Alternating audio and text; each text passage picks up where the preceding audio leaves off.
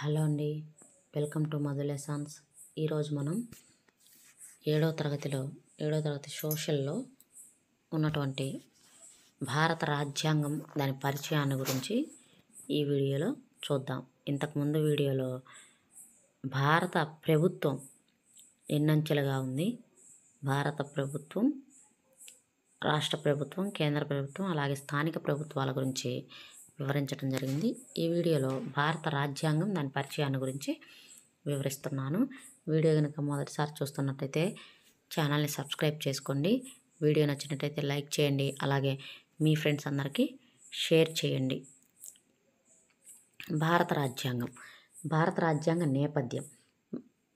ముందుగా బ్రిటిష్ పాలనలో రాజ్యాంగానికి సంబంధించిన కార్యక్రమాలు, వాటి నుంచి రాజ్యాంగ సభ, ముసాయిదా కమిటీ, ఆ తర్వాత భారత రాజ్యాంగ పీఠిక, సార్వభౌమత్వం, సామ్యవాదం, లౌకికవాదం, ప్రజాస్వామ్యం, గణతంత్రం. రాజ్యాంగ విశిష్ట లక్షణాలు: ప్రాథమిక హక్కులు, ప్రాథమిక విధులు, విలువలు మరియు బాధ్యతాయుతమైన పౌరసత్వం. ఇవి ఈ పాఠంలో మనం సంక్షిప్తంగా తెలుసుకుంటాం. భారత రాజ్యాంగం యొక్క సంక్షిప్త నేపథ్యం. విద్యార్థులారా, స్వాతంత్రానికి ముందు మన భారతదేశానికి బ్రిటిష్ వారు పరిపాలించారని మీకు తెలుసు. బ్రిటిష్ పాలనలో భారతదేశానికి ఏదైనా రాజ్యాంగం ఉన్నదని మీరు చెప్పగలరా? బ్రిటిష్ పాలనలో భారతదేశానికి రాజ్యాంగం లేదు. బ్రిటిష్ పార్లమెంటు చేసిన చట్టాల ప్రకారం వారు భారతదేశాన్ని పరిపాలించారు. వాటిలో భారత ప్రభుత్వ చట్టం 1935 చాలా ముఖ్యమైన చట్టం. ఈ చట్టం ద్వారా ప్రావిన్సులు అంటే రాష్ట్రాలు మరియు స్వదేశీ సంస్థానాలతో కూడిన అఖిల భారత సమాఖ్య ఏర్పడినది. ఏ చట్టం ద్వారా ఏర్పడిందంటే భారత ప్రభుత్వ చట్టం 1935. భారత ప్రభుత్వ చట్టం 1935 ప్రకారం ప్రావిన్సులు మరియు స్వదేశీ సంస్థానాలు, భారతదేశంలో ప్రావిన్సులు మరియు స్వదేశీ సంస్థానాలతో కూడిన అఖిల భారత సమాఖ్య అనేది ఏర్పడింది. కేంద్రం మరియు రాష్ట్రాల మధ్య అధికారాలను 3 జాబితాలుగా విభజించారు. కేంద్రంలో ద్వంద్వ ప్రభుత్వం ఏర్పాటు చేశారు. అదేవిధంగా రాష్ట్రాలకు స్వయం ప్రతిపత్తిని కల్పించడం జరిగింది. ఇదంతా దేని నుంచి జరిగిందంటే భారత ప్రభుత్వ చట్టం 1935 చట్టం నుంచి ఇదంతా జరిగింది. కేంద్రంలో ద్వంద్వ ప్రభుత్వం ఏ చట్టాన్ని అనుసరించి ఏర్పడటం జరిగింది. అలాగే రాష్ట్రాలకు స్వయం ప్రతిపత్తి కల్పించిన చట్టం ఏది క్రింది వాటిలో ఇలా అడుగుతాడనమాట.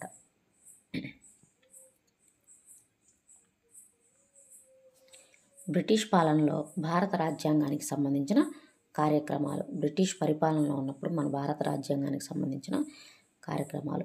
1928వ సంవత్సరంలో భారతదేశానికి రాజ్యాంగాన్ని రూపొందించడానికి భారత జాతీయ కాంగ్రెస్ సహా అన్ని పార్టీలు ఒక కమిటీని ఏర్పాటు చేశాయి. మోతీలాల్ నెహ్రూ, ఈయన జవహర్లాల్ నెహ్రూ తండ్రి. మోతీలాల్ నెహ్రూ ఎవరు అంటే జవహర్లాల్ నెహ్రూ తండ్రి. ఈయన ఈ కమిటీకి చైర్మన్గా వహించారు. చూడండి, భారత రాజ్యాంగాన్ని రూపొందించడానికి 1928లోనే ఒక కమిటీని ఏర్పాటు చేశారు. ఈ కమిటీకి చైర్మన్గా జవహర్లాల్ నెహ్రూ గారి తండ్రి అయినటువంటి మోతీలాల్ నెహ్రూ గారు వ్యవహరించారు. ఈ కమిటీ తన నివేదికను 1929వ సంవత్సరం సమర్పించింది. దీనిని నెహ్రూ నివేదిక అని పిలుస్తారు. నెహ్రూ నివేదికను ఏ సంవత్సరంలో సమర్పించడం జరిగింది? 1929లో సమర్పించడం జరిగింది. ఇది మొదటి రాజ్యాంగ పత్రంగా పరిగణించబడింది. ఈ క్రింది వానిలో మొదటి రాజ్యాంగ పత్రంగా పరిగణించబడేది ఏది? నెహ్రూ నివేదిక. కానీ బ్రిటిష్ వారు అంగీకరించకపోవడం వలన ఇది అమలులోకి రాలేదు. బ్రిటిష్ వారు అంగీకరించకపోవటం వల్ల ఇది అమల్లోకి రాలేదు. 1931వ సంవత్సరంలో కరాచీలో జరిగిన భారత జాతీయ కాంగ్రెస్ సమావేశం స్వతంత్ర భారతదేశం యొక్క రాజ్యాంగం ఎలా ఉండాలో ఒక తీర్మానాన్ని ఆమోదించింది. నెహ్రూ నివేదిక మరియు కరాచీ తీర్మానం రెండు సార్వత్రిక వయోజన ఓటు హక్కు, స్వేచ్ఛ మరియు సమానత్వపు హక్కు కట్టుబడి ఉన్నాయి. చూడండి, నెహ్రూ నివేదిక మరియు ఇంకోటి ఏంటి? కరాచీ తీర్మానం. నెహ్రూ నివేదిక మరియు కరాచీ తీర్మానం ఈ రెండు కూడా వేటికి కట్టుబడి ఉన్నాయి అంటే సార్వత్రిక వయోజన ఓటు హక్కు, స్వేచ్ఛ, సమానత్వం, ఈ మూడింటికి కట్టుబడి ఉన్నాయి.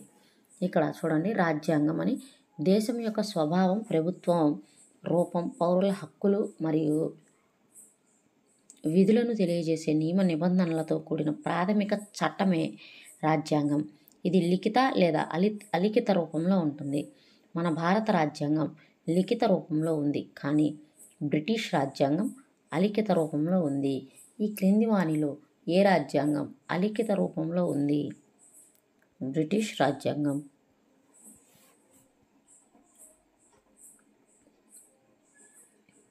ఇది స్వాతంత్రానికి ముందు జరిగింది.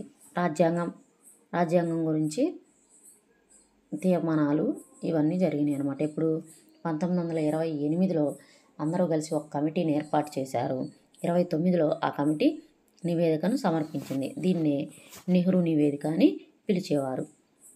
అయితే ఇది ఎందుకు అమల్లోకి రాలేదయ్యా అంటే, బ్రిటిష్ ప్రభుత్వం ఆమోదించలేదు దీన్ని, అందుకని ఇది అమల్లోకి రాలేదు. ఆ తర్వాత 1931 సంవత్సరంలో కరాచీలో జరిగిన తీర్మానం, ఈ రెండు కూడా దేనికి కట్టుబడి ఉన్నాయి అంటే సార్వత్రిక వయోజన ఓటు హక్కు, స్వేచ్ఛ మరియు సమానత్వానికి కట్టుబడి ఉన్నాయి. తర్వాత ఇది ఇంకా రాజ్యాంగ సభ. ఇది ఎప్పుడు జరిగిందో చూద్దాం.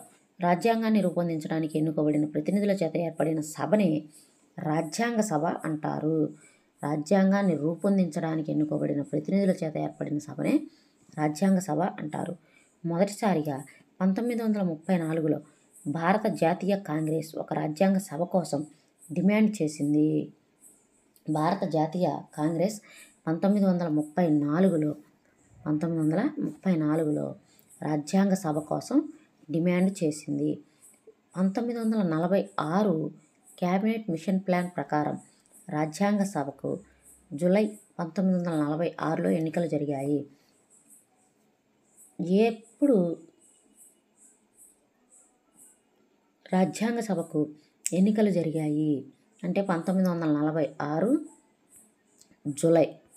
జూలైలో ఎన్నికలు జరిగాయి.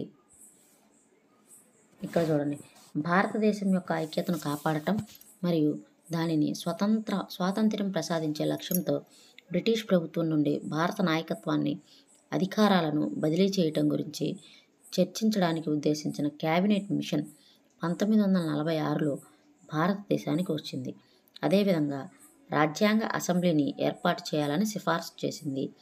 ఈ క్యాబినెట్ మిషన్లో lord ferric Lawrence, sir Stafford క్రిప్స్ మరియు ఏవి అలెగ్జాండర్ అనేవాళ్ళు ముఖ్యమైన సభ్యులు. చూడండి, క్యాబినెట్ మిషన్ 1946లో ముఖ్యమైన సభ్యులు ఎవరు అంటే lord ferric Lawrence, sir Stafford క్రిప్స్, ఏవి అలెగ్జాండర్.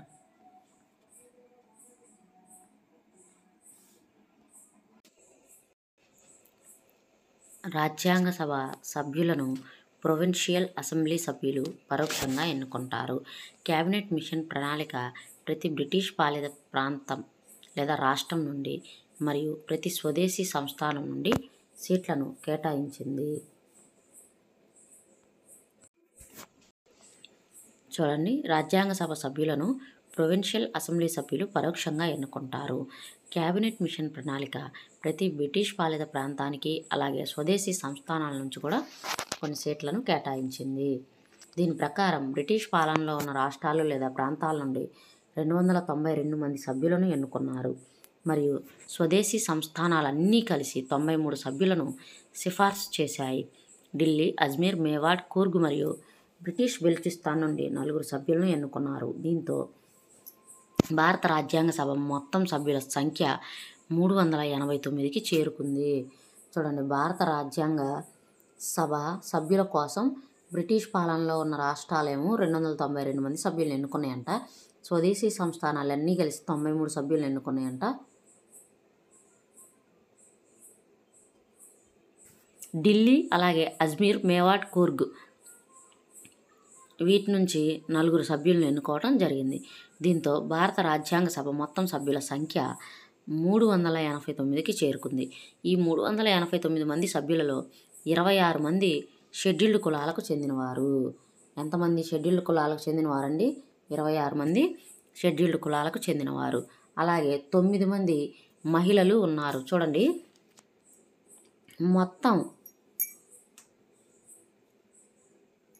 రాజ్యాంగ సభ సభ్యులలో ఎంతమంది షెడ్యూల్డ్ కులాలకు చెందినవారు అంటే 26 మంది. అలాగే మహిళలు ఎంతమంది అంటే 9 మంది. 1947 ఆగస్టులో దేశ విభజనతో రాజ్యాంగ సభను భారత రాజ్యాంగ సభ మరియు పాకిస్తాన్ రాజ్యాంగ సభగా విభజించారు. చూడండి, అంతకుముందు 47కు ముందు కలిసి ఉంది కాబట్టి సభ్యుల సంఖ్య 389. అయితే భారతదేశం 1947 ఆగస్టు 15కి విడిపోయింది కాబట్టి అప్పుడు ఈ రాజ్యాంగ సభను భారత రాజ్యాంగ సభ అలాగే పాకిస్తాన్ రాజ్యాంగ సభ అని 2 సభలుగా విభజించడం జరిగింది.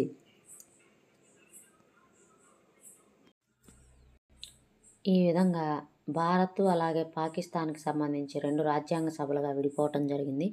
అయితే భారతదేశానికి సంబంధించిన రాజ్యాంగ సభలో మొత్తం 299 మంది సభ్యులు ఉన్నారు. భారతదేశ రాజ్యాంగ సభకు అధ్యక్షుడిగా బాబు రాజేంద్ర ప్రసాద్ గారిని ఎన్నుకోవడం జరిగింది.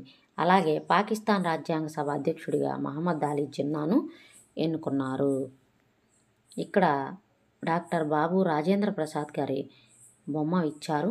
వీరు రాజ్యాంగ సభ అధ్యక్షుడిగా పనిచేశారు. ఆ తర్వాత 1950 జనవరి 24న రాజ్యాంగ సభ చివరి సమావేశంలో స్వతంత్ర భారతదేశ మొదటి రాష్ట్రపతిగా ఎన్నికయ్యారు.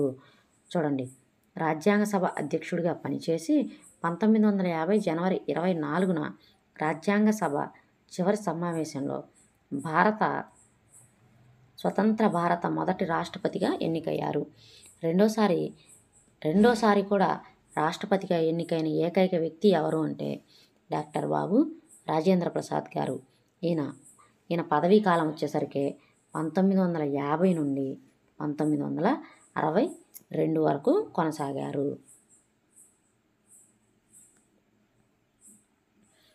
ఇది భారత రాజ్యాంగ సభ సభ్యులు.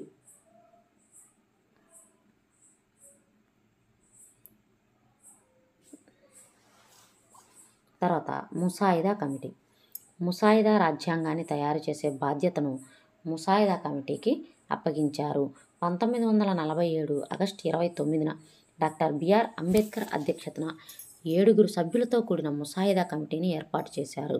వీరు ముసాయిదా రాజ్యాంగాన్ని తయారు చేసి 1948లో రాజ్యాంగ సభకు సమర్పించారు. ఇందులో 315 ప్రకరణలు అలాగే 8 షెడ్యూల్డ్ ఉన్నాయి.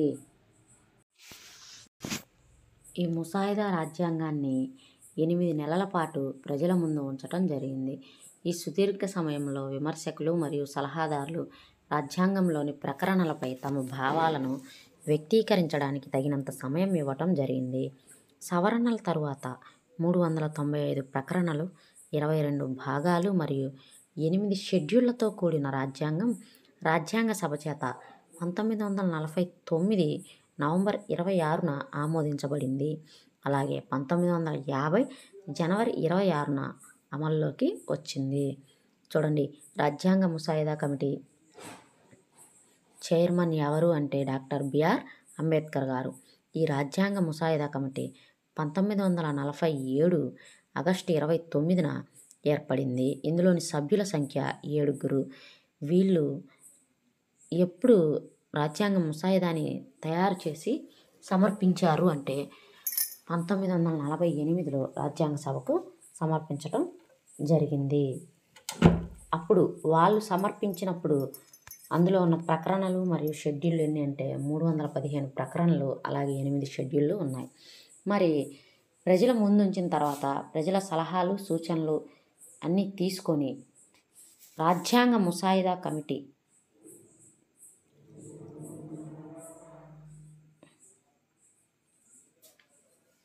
దాన్ని 395 ప్రకరణలు, 22 భాగాలు మరియు 8 షెడ్యూళ్లతో కూడుకున్నది. ఇప్పుడు రాజ్యాంగ సభ చేత ఆమోదించబడిన రాజ్యాంగంలోని ప్రకరణలు మరియు భాగాలు షెడ్యూళ్ళు ఎన్ని అంటే 395 ప్రకరణలు, 22 భాగాలు అలాగే 8 షెడ్యూళ్ళు. భారత రాజ్యాంగ పిత భారత రాజ్యాంగ పిత అని డాక్టర్ భీమ్రావ్ రామ్జీ అంబేద్కర్ను పిలుస్తారు.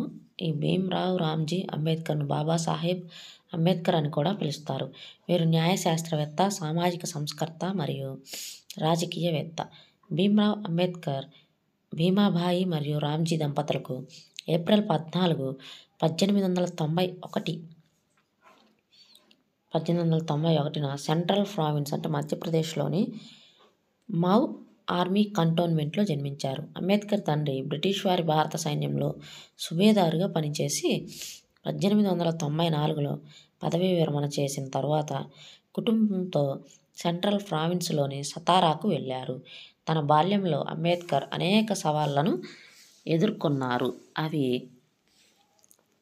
తదుపరి జీవితంలో ఆయన రచనలను, సిద్ధాంతాలను ప్రభావితం చేశాయి. ఆయన రాజ్యాంగ పితగా పరిగణించబడ్డాడు. స్వతంత్ర భారతదేశం కోసం ముసాయిదా రాజ్యాంగాన్ని సిద్ధం చేసే బాధ్యత ఆయనపై పడింది. ఆయన 1947 భారతదేశ న్యాయశాఖ మంత్రిగా నియమించబడ్డాడు. అంబేద్కర్ తన జీవితంలో ఎక్కువ భాగం ప్రధాన రాజకీయ స్రవంతికి వెలుపల పనిచేశారు. ముఖ్యంగా పేదలు మరియు అణగారిన వర్గాల సంక్షేమం కోసం పనిచేశారు.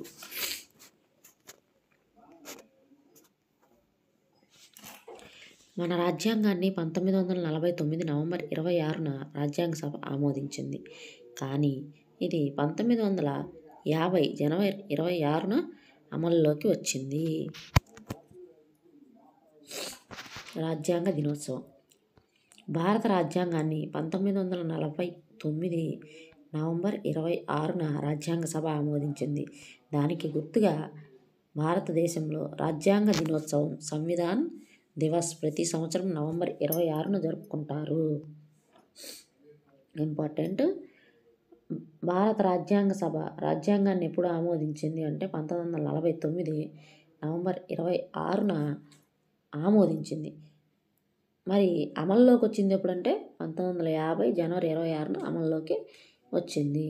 అయితే ఈ నవంబర్ 26వ తారీఖుని ఏ విధంగా జరుపుకుంటారంటే రాజ్యాంగ దినోత్సవం సంవిధాన్ దివస్గా జరుపుకుంటారు. రాజ్యాంగ సభ మన రాజ్యాంగాన్ని తయారు చేయడానికి 2 సంవత్సరాల 11 నెలల 18 రోజులు పట్టింది. చూడండి ఎన్ని రోజులు పట్టింది. 2 సంవత్సరాల 11 నెలల 18 రోజులు పట్టింది.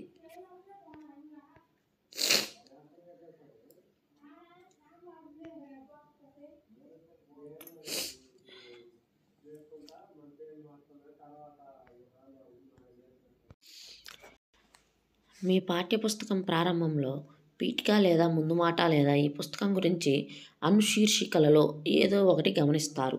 అది పాఠ్యపుస్తకం యొక్క ఉద్దేశాలు మరియు రాజ్యాంగం లక్ష్యాలను తెలియజేస్తుంది. అదేవిధంగా రాజ్యాంగం కూడా ఒక ఉపోద్ఘాతాన్ని కలిగి ఉంటుంది. దీనిని రాజ్యాంగ పీఠిక అంటారు. ఇది మన దేశం కలిగి ఉండాల్సిన లక్ష్యాలు, విలువలు మరియు ఆదర్శాలను నిర్దేశిస్తుంది. ఇది రాజ్యాంగం యొక్క మౌలిక స్వరూపం. ఈ క్రింది వానిలో రాజ్యాంగం యొక్క మౌలిక స్వరూపంగా దేనిని పిలుస్తాం? అధికరణలు, అవతారికలు, పీఠికలు, షెడ్యూళ్ళు. ఆన్సరు పీఠిక. పీఠికనే రాజ్యాంగం యొక్క మౌలిక స్వరూపం అని పిలుస్తాం.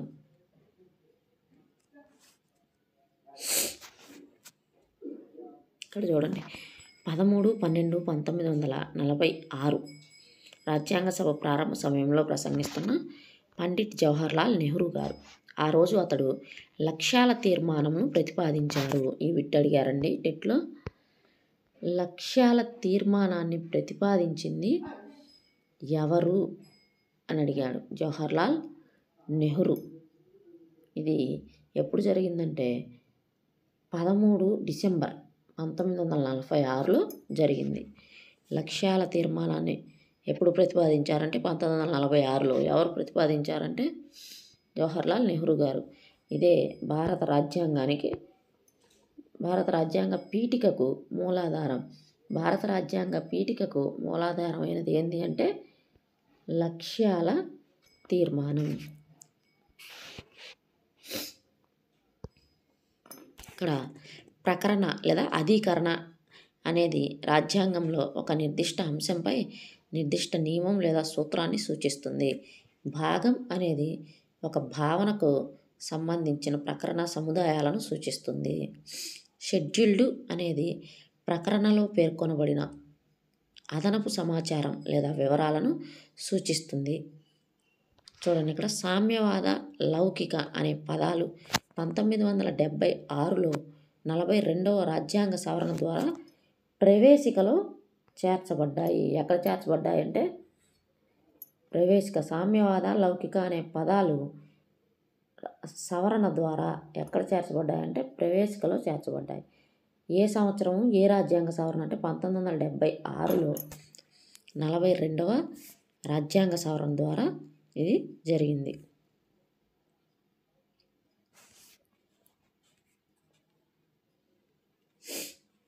ఇప్పుడు ఇక్కడ ఇచ్చారు చూడండి, భారత రాజ్యాంగ పీఠిక. భారతదేశ ప్రజలమైన మేము భారతదేశమును సర్వసత్తాక, సామ్యవాద, లౌకిక, ప్రజాస్వామ్య, గణతంత్ర రాజ్యంగా నిర్మించుకోవడానికి పౌరులందరికీ సాంఘిక, ఆర్థిక, రాజకీయ న్యాయాన్ని, ఆలోచన, భావ ప్రకటన, విశ్వాసం, ధర్మం, ఆరాధనలలో స్వాతంత్రాన్ని, అంతస్తుల్లోనూ అవకాశాల్లోనూ సమానత్వాన్ని చేకూర్చుటకు వారందరిలో వ్యక్తి గౌరవాన్ని, జాతీయ సమైక్యతను సంరక్షిస్తూ సౌభ్రాతృత్వాన్ని పెంపొందించడానికి 1949 నవంబర్ 26న మన రాజ్యాంగ పరిషత్తులో ఎంపిక చేసుకొని శాసనంగా రూపొందించుకున్న ఈ రాజ్యాంగాన్ని మాకు మేము ఇచ్చుకున్నాము. చూడండి, మాకు మేము ఇచ్చుకున్నాము.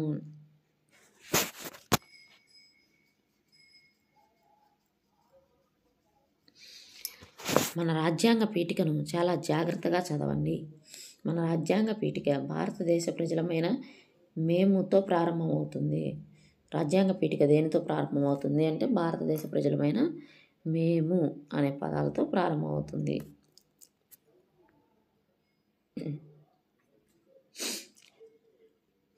పైన ఇవ్వబడిన భారత రాజ్యాంగ పీఠికను చదివారా?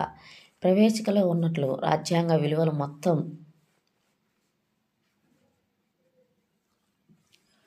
భారత రాజ్యాంగంలో ప్రతిబింబిస్తాయి. పీఠికలో వ్యక్తపరచబడిన విలువలు రాజ్యాంగం యొక్క లక్ష్యాలు, ఆదర్శాలుగా వ్యక్తీకరించబడతాయి. అవి సర్వసత్తాక అంటే బాహ్య మరియు అంతర్గత విషయాలపై నిర్ణయాలు తీసుకునే పూర్తి అధికారాన్ని సర్వసత్తాక అంటారు. వీటి మీద బిట్స్ అడుగుతారు. బాహ్య మరియు అంతర్గత విషయాలపై నిర్ణయాలు తీసుకునే పూర్తి అధికారాన్ని ఏమని పిలుస్తారు? సర్వసత్తాక, సామ్యవాద, లౌకిక, ప్రజాస్వామ్యం. సర్వసత్తాక అని పిలుస్తారు. తర్వాత సమాజంలో సామాజిక, ఆర్థిక మరియు రాజకీయ అసమానతలను తగ్గించడం ద్వారా సామాజిక న్యాయం అందించబడుతుంది. ఇదేంటంటే ఇది సామ్యవాదం. సామ్యవాదం అంటే సమాజంలో సామాజిక మరియు ఆర్థిక మరియు రాజకీయ అసమానతలను తగ్గించడం ద్వారా సామాజిక న్యాయం అందించబడుతుంది. అంటే సమాజంలో అందరూ సమానమేనని, ఎటువంటి అసమానతలు లేవు అని. లౌకికవాదం తమకు ఇష్టమైన మతాన్ని అనుసరించడానికి మరియు ప్రచారం చేసుకోవడానికి పౌరులకు హక్కు ఉంది. రాజ్యానికి అధికారం మతం లేదు, అన్ని మతాలు సమానమే.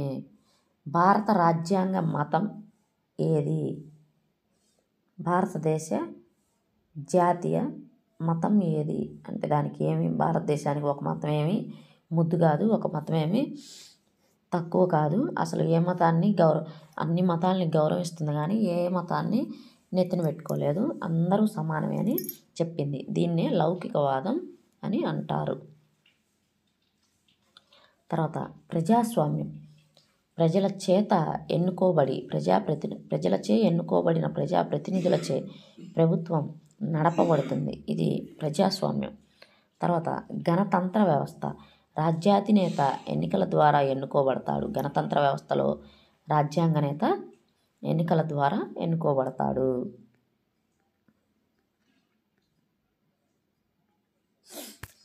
న్యాయం. భారత రాజ్యాంగం పౌరులందరికీ సామాజిక, ఆర్థిక మరియు రాజకీయ న్యాయాన్ని హామీ ఇచ్చింది. కులం, మతం మరియు లింగం ఆధారంగా పౌరుల పట్ల వివక్ష అనేది చూపరాదు. ప్రభుత్వం అందరి సంక్షేమానికి కృషి చేయాలి. తర్వాత స్వేచ్ఛ.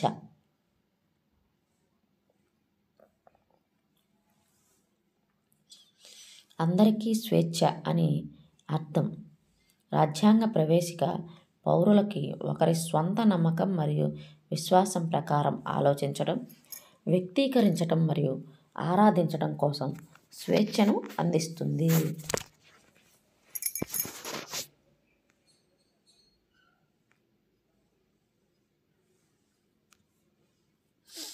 సమానత్వం.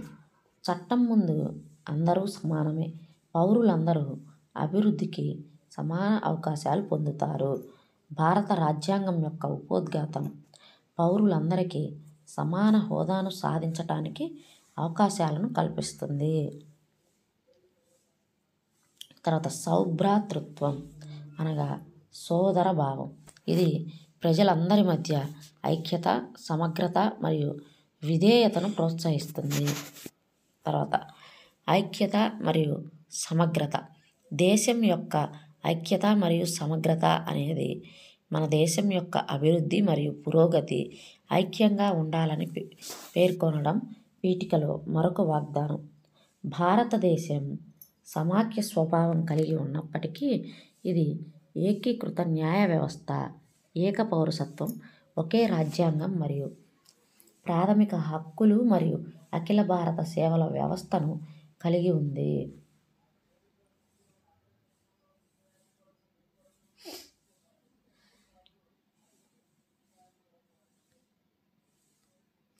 భారత రాజ్యాంగం విశిష్ట లక్షణాలు. భారత రాజ్యాంగం మన రాజ్యాంగ నిర్మాతల యొక్క క్రియాశీల సృష్టి. ఇది అనేక విశిష్ట లక్షణాలను కలిగి ఉంది. వాటిలో ఇప్పుడు మనం ప్రాథమిక హక్కులు మరియు ప్రాథమిక విధుల గురించి చర్చిద్దాం. ప్రాథమిక హక్కులు. హక్కులు అనేవి వ్యక్తుల సహేతుకమైన వాదనలు. వ్యక్తుల సహేతుకమైన వాదనలు అంటే సహేతుకమైన వాదన అంటే ఏంటంటే ఒక వ్యక్తి ఇప్పుడు అతనికి కరెక్టు అనిపించిన దాని గురించి మాట్లాడటం అన్నమాట. ప్రాథమిక హక్కులు అనేవి ఒక దేశం తన పౌరులను రక్షించడానికి రాజ్యాంగం ప్రకారం గుర్తించబడినవి. ప్రజాస్వామ్య విజయం మరియు పౌరుల సమగ్ర అభివృద్ధి కొరకు ప్రాథమిక హక్కులు భారత రాజ్యాంగం ద్వారా హామీ ఇవ్వబడ్డాయి. వీటిని భారత సుప్రీంకోర్టు మరియు హైకోర్టులు నేరుగా పరిరక్షిస్తాయి. చూడండి, భారత రాజ్యాంగం ప్రకారం పౌర హక్కులను పరిరక్షించే అధికారం వేటికి ఉంది?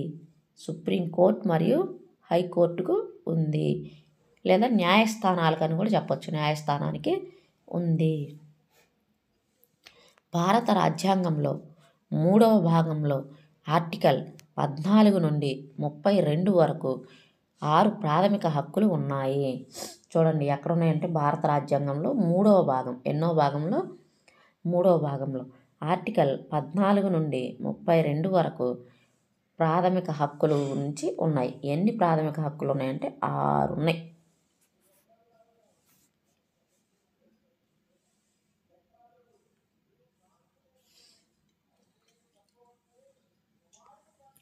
ప్రాథమిక హక్కులు ఏంటో చూద్దాం.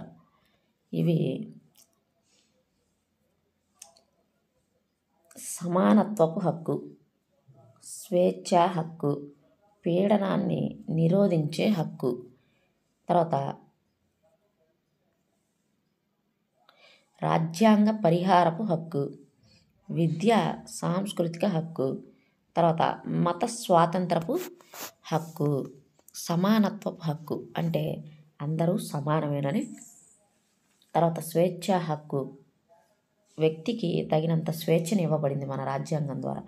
పీడనాన్ని నిరోధించే హక్కు. ఒకళ్ళ మీద ఒకళ్ళు ఒత్తిడి చేయరాదు. రాజ్యాంగ పరిహారపు హక్కు. రాజ్యాంగం మనకి ఏదైనా సమస్య వచ్చినప్పుడు రాజ్యాంగం ద్వారా దాన్ని పరిష్కరించుకోవచ్చు. విద్యా సాంస్కృతిక హక్కు. ప్రతి వ్యక్తి, భారతదేశంలో పుట్టిన ప్రతి వ్యక్తికి ఉచిత నిర్బంధ ప్రాథమిక హక్కు అనేది ఇవ్వటం జరిగింది. తర్వాత మత స్వాతంత్రపు హక్కు. భారతదేశంలో పుట్టిన ఏ వ్యక్తి అయినా సరే, ఏ మతాన్నైనా సరే అనుసరించవచ్చు, ఆరాధించవచ్చు. దాంట్లో ప్రభుత్వం ఎటువంటి జోక్యం చేసుకోదు. భారత రాజ్యాంగ ఆవిర్భావ సమయంలో మనకు 7 ప్రాథమిక హక్కులు ఉండేవి. చూడండి ఎన్ని ప్రాథమిక హక్కులు ఉండేవంట, 7. అయితే 1978వ సంవత్సరంలో 44వ రాజ్యాంగ సవరణ ద్వారా ఈ ప్రాథమిక హక్కుల జాబితాలో నుంచి 7వ హక్కు అయిన ఆస్తి హక్కుని తొలగించారు. ఏ హక్కుని తొలగించారు? ప్రాథమిక హక్కుల జాబితాలో నుంచి తొలగించబడిన హక్కు ఏది అంటే ఆస్తి హక్కు. ఏ సంవత్సరం అంటే 1978. ఏ రాజ్యాంగ సవరణ అంటే 44వ రాజ్యాంగ సవరణ.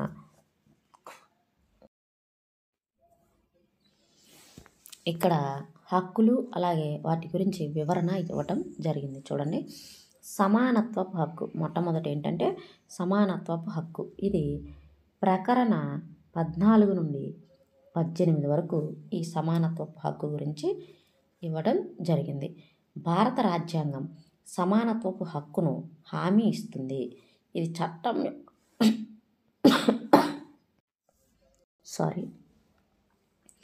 ఇది చట్టం యొక్క సమాన రక్షణ, సామాజిక సమానత్వం, ఉపాధి మరియు విద్యలలో సమాన అవకాశాలు, అంటరానితనం రద్దు మరియు బిరుదుల రద్దు అనే అంశాలను కలిగి ఉంటుంది.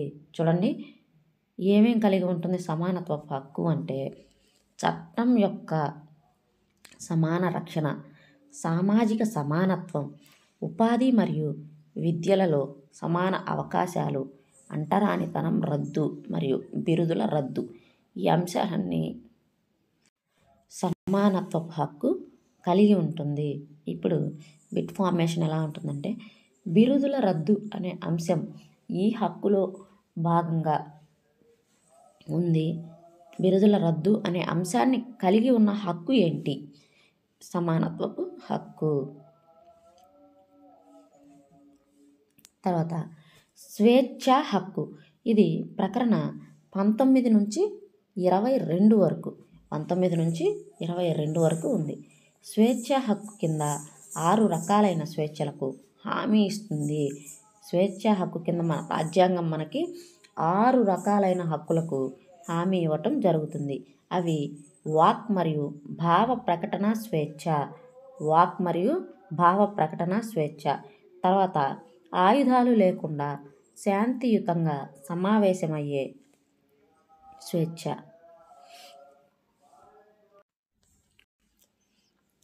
ఆయుధాలు లేకుండా శాంతియుతంగా సమావేశమయ్యే స్వేచ్ఛ. తర్వాత సంఘాలు లేదా వ్యవస్థలు ఏర్పడటానికి స్వేచ్ఛ. ఆ తర్వాత సంచరించడానికి స్వేచ్ఛ. భారతదేశంలో ఏ ప్రాంతంలోనైనా నివసించడానికి మరియు స్థిరపడటానికి స్వేచ్ఛ. ఏదైనా వృత్తిలో చేపట్టడానికి స్వేచ్ఛ మరియు జీవించే హక్కు. స్వేచ్ఛా హక్కులో జీవించే హక్కు ఏ హక్కులో భాగం అంటే స్వేచ్ఛా హక్కులో భాగం.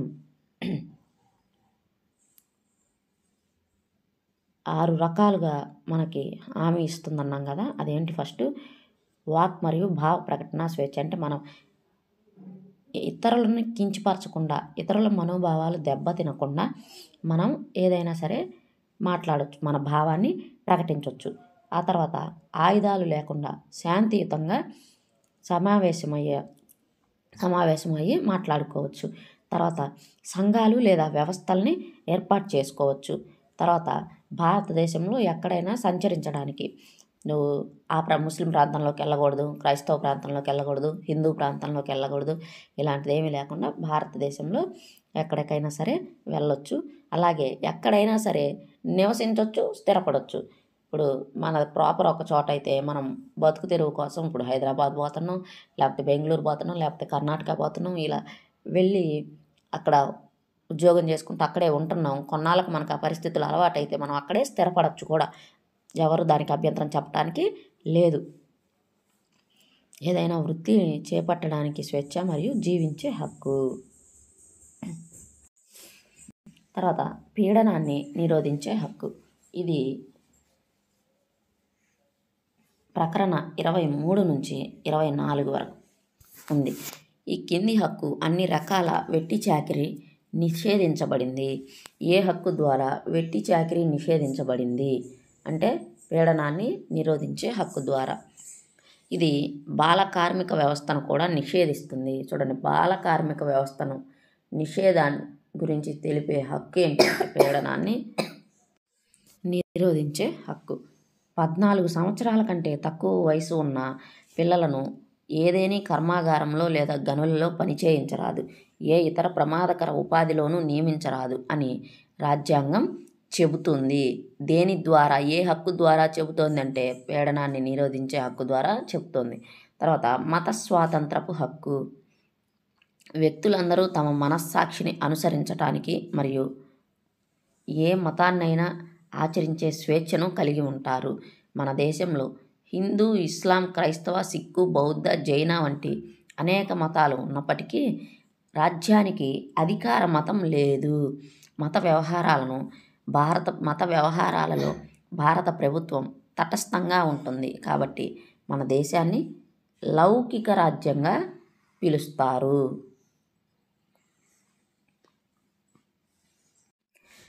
విద్యా సాంస్కృతికపు హక్కు. ఉండండి ఒక్క నిమిషం. మత స్వాతంత్రపు హక్కు అనేది 25 నుంచి 28వ ప్రకరణ వరకు రాజ్యాంగంలో వివరించడం జరిగింది. 25 నుంచి 28వ ప్రకరణ వరకు వివరించడం జరిగింది. తర్వాత విద్యా సాంస్కృతికపు హక్కు. ఇది ప్రకరణ 29 నుంచి 30 వరకు ఇవ్వటం జరిగింది. రాజ్యాంగం ప్రకారం మైనారిటీలందరూ మత ప్రాతిపదికన లేదా భాషా ప్రాతిపదికన తమకు నచ్చిన విద్యా సంస్థలు స్థాపించడానికి, నిర్వహించుకోవడానికి హక్కు ఉంది. వారు తమ సంస్కృతిని పరిరక్షించుకునే హక్కును కలిగి ఉంటారు. చూడండి, ఇక్కడ మత ప్రాతిపదిక లేదా భాషా ప్రాతిపదికన విద్యా సంస్థలను ఏర్పాటు చేసుకోమని చెప్పే ప్రాథమిక హక్కు ఏది? ఇక్కడ మత ప్రాతిపదిక లేదా భాషా ప్రాతిపదిక ఉంది కాబట్టి మత స్వాతంత్రపు హక్కు అనుకోకూడదు. ఇది విద్యా సంస్థలు కాబట్టి విద్యా సాంస్కృతికపు హక్కు. తర్వాత రాజ్యాంగ పరిహారపు హక్కు. ఇది ప్రకరణ 32. ఈ సుప్రీంకోర్టు మరియు హైకోర్టుల ద్వారా అన్ని ప్రాథమిక హక్కులను పరిరక్షించే హక్కే రాజ్యాంగ పరిహారపు హక్కు. సమాచార హక్కు చట్టం ప్రతి పౌరునికి ప్రభుత్వం నుండి ఏదైనా సమాచారం తీసుకోవడానికి అధికారం కల్పిస్తుంది. ఇది పరిపాలనలో పారదర్శకతను కల్పిస్తుంది. సమాచార హక్కు చట్టం RTI right to information act భారత పార్లమెంటు 2005లో ఆమోదించింది. చూడండి, సమాచార హక్కు చట్టం ఎప్పుడు ఆమోదించారంటే 2005లో ఆమోదించారు. ఈ చట్టం అక్టోబర్ 12, 2005 నుంచి అమల్లోకి వచ్చింది. తర్వాత విద్యా హక్కు చట్టం. విద్యా హక్కు చట్టం అనేది మన పార్లమెంటు స్వేచ్ఛా హక్కులో భాగంగా విద్యను కూడా ప్రాథమిక హక్కుగా గుర్తించింది. 2002వ సంవత్సరంలో 86వ రాజ్యాంగ సవరణ, చూడండి 86వ రాజ్యాంగ సవరణ ద్వారా పార్లమెంటు ఆమోదంతో రాజ్యాంగంలో విద్యను ప్రాథమిక హక్కుగా 21A ప్రకరణ ద్వారా చేర్చారు. 6 నుండి 14 సంవత్సరాల వయసు ఉన్న పిల్లలందరికీ చట్టం ద్వారా ఉచిత మరియు నిర్బంధ విద్యను అందించాలి. 6 నుంచి 14 సంవత్సరాల వయసున్న పిల్లలందరికీ చట్టం ద్వారా ఉచిత మరియు నిర్బంధ విద్యను అందించాలి అని ఈ చట్టం పేర్కొంది. బాలల ఉచిత మరియు నిర్బంధ హక్కు చట్టం 2009లో భారత పార్లమెంట్ ఆమోదించింది.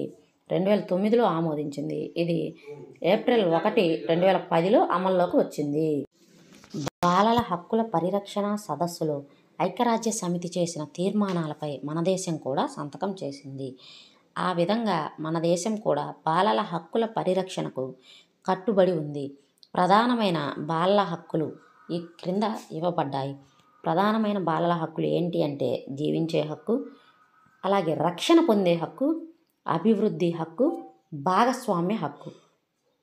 ప్రధానమైన బాలల హక్కుల్లో ఉన్నదేది లేదా లేనిదేది అని బిట్స్ అడుగుతారు. ఈ 4 కూడా చాలా ఇంపార్టెంట్. జీవించే హక్కు, రక్షణ పొందే హక్కు, అభివృద్ధి హక్కు, భాగస్వామ్య హక్కు. ఈ 4 కూడా బాలల హక్కులు. ఇవి ప్రధానమైన బాలల హక్కులు. తర్వాత ఇప్పుడు దాకా మనం ప్రాథమిక హక్కులను గురించి తెలుసుకున్నాము. 6 ప్రాథమిక హక్కులు ఉన్నాయి. స్టార్టింగ్లో 7 ప్రాథమిక హక్కులు ఉండేవి. అయితే 1978 సంవత్సరంలో ఈ ఒక హక్కును, ఆస్తి హక్కును తీసేయటం జరిగింది. ప్రాథమిక హక్కుల జాబితాలో నుంచి ఆస్తి హక్కును తీసేయటం జరిగింది. మిగిలినవి 6 ప్రాథమిక హక్కులు. అలాగే అవి ఏ రకాలుగా ప్రజలకు కల్పించబడుతున్నాయో, ఏ రాజ్యాంగం నుంచి ఏ రాజ్యాంగం దాకా ఇవ్వబడ్డాయో అవన్నీ మనం ఇప్పుడు డిస్కస్ చేసుకున్నాము. ఇప్పుడు ప్రాథమిక విధులు చూడండి. ప్రాథమిక విధులు, వీటి గురించి గాంధీ గారు ఏమన్నారు అంటే, విధి నిర్వహణ వల్లనే అసలైన హక్కులు సంక్రమిస్తాయి. విధి నిర్వహణ వల్లనే అసలైన హక్కులు సంక్రమిస్తాయి అని గాంధీ గారు చెప్పటం జరిగింది. ఇప్పుడు ఈ మధ్యకాలంలో ప్రతి ఒక్కళ్ళు ఎలా ఉన్నారంటే, అది మా హక్కు అని వాళ్ళకు వచ్చే వాటి గురించి ఆలోచిస్తున్నారు, కానీ ఆ బాధ్యత అనేది పట్టించుకోవట్లేదండి. ఎప్పుడైనా బాధ్యత మనం చేసే పని కరెక్ట్గా చేస్తేనే మనకు రావాల్సింది మనకు వచ్చింది. సరే, ఇప్పుడు ప్రాథమిక విధుల గురించి చూద్దాం. దేశభక్తి స్ఫూర్తిని పెంపొందించడానికి మరియు భారతదేశ ఐక్యతను నిలబెట్టడానికి పౌరులందరికీ నైతిక బాధ్యతలుగా ఇవి నిర్వచించబడ్డాయి. ఈ విధులను 1976 42వ రాజ్యాంగ సవరణ ద్వారా మన రాజ్యాంగంలో ఆర్టికల్ 51A భాగం 4లో పొందుపరిచారు. రాజ్యాంగంలో ప్రాథమిక విధులను 1976లో జరిగిన 42వ రాజ్యాంగ సవరణలో ఆర్టికల్ 51A భాగం 4లో పొందుపరిచారు. ఇవి ప్రాథమిక విధులు అనేవి ఎక్కడి నుంచి తీసుకోబడ్డాయంటే రష్యా రాజ్యాంగం నుంచి తీసుకోబడ్డాయి. రష్యా రాజ్యాంగం నుంచి ప్రాథమిక విధులు తీసుకోబడ్డాయి.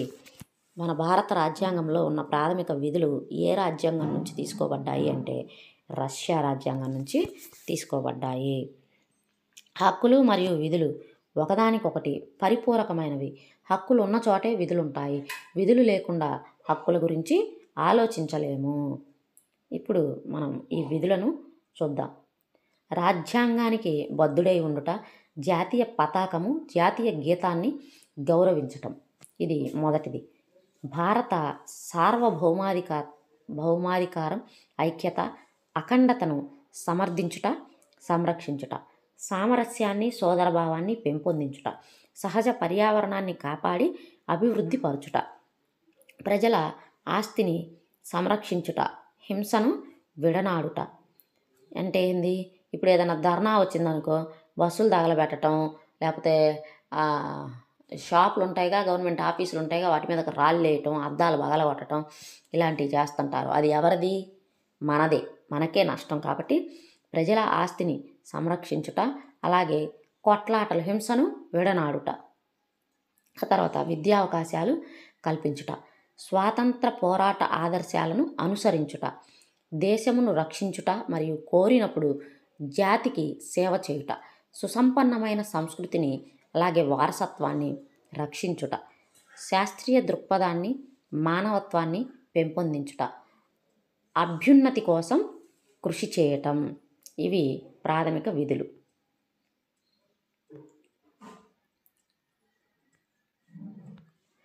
ఎన్ని ఉన్నాయండి? ప్రాథమిక విధులు 11 ఉన్నాయి. చూడండి, హక్కులు మరియు విధులు అనేవి ఒకే నాణ్యానికి 2 వైపుల లాంటివి. భారత రాజ్యాంగం దేశ పౌరులకు మరియు దేశంలో నివసించాలనుకునే ప్రజలకు కొన్ని హక్కులను హామీ ఇస్తుంది. ఏది ఏమైనా పౌరులుగా మనం నేర్చుకోవాల్సిన కొన్ని విధులు కూడా ఉన్నాయి. ఇది చూడండి, ఇక్కడ వెట్టి చాకిరీ నిషేధం అనేది ప్రాథమిక హక్కు. పాఠశాలలో విద్యార్థుల లైబ్రరీ, కంప్యూటర్ ల్యాబ్, తరగతి గదులు మరియు ఫర్నిచర్ వంటి ఆస్తిని కాపాడటం అనేది ఇది ప్రాథమిక విధి, మన బాధ్యత అన్నమాట. ప్రజల ఆస్తిని సంరక్షించడం అనేది ప్రాథమిక విధి. అంటరానితనాన్ని నిర్మూలించడం అనేది ప్రాథమిక హక్కు. శాస్త్రీయ దృక్పథాన్ని, మానవతావాదాన్ని పెంపొందించటం అనేది విధి. అలాగే జాతీయ జెండాను, జాతీయ గీతానికి కట్టుబడి ఉండటం, వాటిని గౌరవించడం అనేది కూడా ప్రాథమిక విధి. భారతదేశంలో ఏ ప్రాంతంలోనైనా నివసించవచ్చు, స్థిరపడవచ్చు అనేది ప్రాథమిక హక్కు. విలువలు మరియు బాధ్యతాయుతమైన పౌరసత్వం. విలువలు వ్యక్తుల ప్రవర్తనను నిర్ణయించే అంతర్గత ప్రమాణాలు. ఇవి మన చర్యలను ప్రేరేపిస్తాయి. మన జీవితంలో ఇవి ముఖ్యమైనవి, పవిత్రమైనవి. విలువలు వ్యక్తిలో ఉండే నైతికత అనే కుటుంబము, సమవయస్కులు, సామాజిక నేపథ్యం మొదలైన కారకాలతో ప్రభావితమవుతాయి. విలువలు ఈ క్రింది వానిలో వేటితో ప్రభావితం అవుతాయి? నేను బిట్టు రావటానికి ఆస్కారం ఉన్న ప్రాంతంలో అండర్లైన్ చేస్తున్నాను, గమనించండి. విలువలు ఈ క్రింది వానిలో ఏ కారకాలతో ప్రభావితం అవుతాయి అంటే, నైతికత, వ్యక్తిలో నైతికత అనేది కుటుంబము, సమవయస్కులు, సామాజిక నేపథ్యం, ఈ 3 కారకాలతో ప్రభావితం అవుతాయి. ఒక వ్యక్తి కానీ సమాజం కానీ అభివృద్ధిని సాధించాలంటే విలువలు అత్యంత ఆవశ్యకమైనవి. ముఖ్యంగా ప్రజాస్వామ్యం విజయవంతం కావడానికి ఇవి మరింత అవసరం. నీతి, నిజాయితీ, నిబద్ధత, పారదర్శకత, జవాబుదారీతనం, చిత్తశుద్ధి మొదలైన విలువలను పౌరులు కలిగి ఉన్నప్పుడు సమాజం అన్ని విధాలుగా ప్రగతి పదంలో పయనిస్తుంది. బాధ్యతాయుతమైన పౌరులు భారత రాజ్యాంగం ప్రసాదించిన హక్కులను అనుభవిస్తూ వ్యక్తిగత ప్రగతిని సాధిస్తూనే సమాజ శ్రేయస్సు కొరకు పౌర విధులను కూడా సక్రమంగా నిర్వర్తించాలి. మన దేశానికి స్వాతంత్రం సంపాదించి పెట్టిన జాతీయ నాయకుల యొక్క దేశభక్తిని ఆదర్శంగా తీసుకొని అన్ని సందర్భాల్లో అదే స్ఫూర్తితో పనిచేయాలి. స్వీయ క్రమశిక్షణను కలిగి ఉండటంతో పాటు పాఠ్యేతర కార్యకలాపాలు నిర్వహించినప్పుడు క్రమశిక్షణను పాటించాలి. క్రీడా మైదానంలో ఆటలు ఆడేటప్పుడు క్రీడా స్ఫూర్తితో మెలిగి గెలుపు, ఓటమి ఆటలో భాగంగా భావించాలి. వివిధ ఆచార సాంప్రదాయాలు గల మన దేశంలో తోటివారి పట్ల సహనం, సోదరభావం కలిగి ఉండి వారి అభిప్రాయాలను గౌరవిస్తూ మనం ఇతరుల నుండి ఏం ఆశిస్తున్నామో అలాగే ఇతర విషయాల్లో కూడా మర్యాదపూర్వకంగా నడుచుకోవాలి. అదేవిధంగా రాజ్యాంగం పట్ల గౌరవాన్ని, విధేయతను కనబరుస్తూ విలువలు పాటిస్తూ ఉత్తమ పౌరులుగా మెలిగినప్పుడు మన రాజ్యాంగ నిర్మాతల యొక్క ఆశయాలు, లక్ష్యాలు నెరవేరుతాయి. భావి భారత పౌరులారా, మీరు పై లక్ష్యాలను అలవర్చుకోండి మరియు బాధ్యతాయుతమైన పౌరులుగా మెలగండి. ఇక్కడ బాధ్యతాయుతమైన పౌరుడికి ఉండవలసినవి ఇచ్చారు చూడండి. చట్టాన్ని గౌరవించటం, సమాజ సేవ, దేశభక్తి, బాధ్యత, నిజాయితీ, గౌరవం, న్యాయాన్ని గౌరవించటం, మర్యాద, సహనం, స్వీయ క్రమశిక్షణ. ఇవి బాధ్యతాయుతమైన భారతీయ పౌరుడికి ఉండవలసిన లక్షణాలు. ఇప్పుడు రాజ్యాంగ సవరణ. ఒక దేశ రాజ్యాంగాన్ని సవరించటం. సౌభ్రాతృత్వం అంటే సోదర భావంతో కలిసి ఉండటం. ప్రావిన్స్ అంటే బ్రిటిష్ పాలనలో భారతదేశంలో పరిపాలనా విభాగాన్ని ప్రావిన్స్ అంటారు. స్వదేశీ సంస్థానం, ఇది బ్రిటిష్ కాలంలోనే స్వదేశీ రాజ్యాలన్నమాట. పౌరుడు ఒక రాష్ట్రం లేదా దేశంలో సభ్యుడు మరియు అక్కడ చట్టపరమైన హక్కులు ఉన్న వ్యక్తి. పౌరసత్వం ఒక నిర్దిష్ట దేశంలో పౌరుడు ఉన్న స్థానం లేదా స్థితి. సమాఖ్య అంటే కేంద్ర ప్రభుత్వం మరియు రాష్ట్ర ప్రభుత్వం మధ్య అధికారిక పంపిణీ. ద్వంద్వ ప్రభుత్వం అంటే 2 వ్యవస్థలకు పాలనాధికారం ఉన్న ప్రభుత్వ విధానాన్ని ద్వంద్వ ప్రభుత్వం అంటారు. అంటే మన భారతదేశమే తీసుకోండి. ద్వంద్వ ప్రభుత్వం అంటే కేంద్ర ప్రభుత్వం, రాష్ట్ర ప్రభుత్వం, 2 ప్రభుత్వాలు ఉన్నాయి కదా, అట్లా.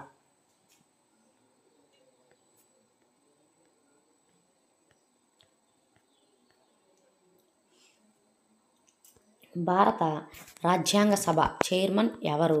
డాక్టర్ బాబు రాజేంద్ర ప్రసాద్. క్రింది వాటిలో భిన్నమైనది ఏది? స్వేచ్ఛ, అసమానత, న్యాయం, సౌభ్రాతృత్వం. భిన్నమైనది అసమానత. రాజ్యాంగంలో విద్యా హక్కు గురించి ఏ నిబంధన చెబుతుంది? 21A. క్రింది వానిలో ప్రాథమిక హక్కుల ఉల్లంఘన ఏది? చట్టం ముందు అందరూ సమానులే, ఒక టీ షాప్లో 14 ఏళ్లలోపు బాలుడు పనిచేయటం, ఒక వ్యక్తి ఏ మతాన్నైనా అనుసరించే హక్కు. అన్ని. ఆన్సరు ఒక టీ షాప్లో 14 ఏళ్లలోపు బాలుడు పనిచేయటం.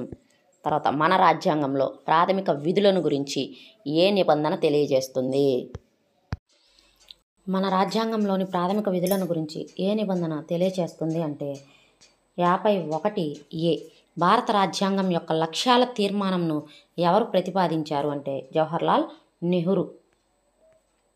తర్వాత 42వ రాజ్యాంగ సవరణ, 44వ రాజ్యాంగ సవరణ, 86వ రాజ్యాంగ సవరణ, 3వ భాగము, భాగం 4A. ప్రాథమిక హక్కులు, ప్రాథమిక విధులు, ఆస్తి హక్కు తొలగింపు, విద్యా హక్కు, పీఠికలో సామ్యవాద, లౌకిక అనే పదాలు చేర్చటం. చూడండి, 42వ రాజ్యాంగ సవరణ ఇది పీఠికలో సామ్యవాద, లౌకిక అనే పదాలను చేర్చింది. 44వ రాజ్యాంగ సవరణ ఇది ఆస్తి హక్కును తొలగించింది. 86వ రాజ్యాంగ సవరణ ఇది విద్యా హక్కు. మూడవ భాగంలో ప్రాథమిక హక్కులు ఉన్నాయి. తర్వాత నాలుగో భాగంలో ప్రాథమిక విధులు ఉన్నాయి.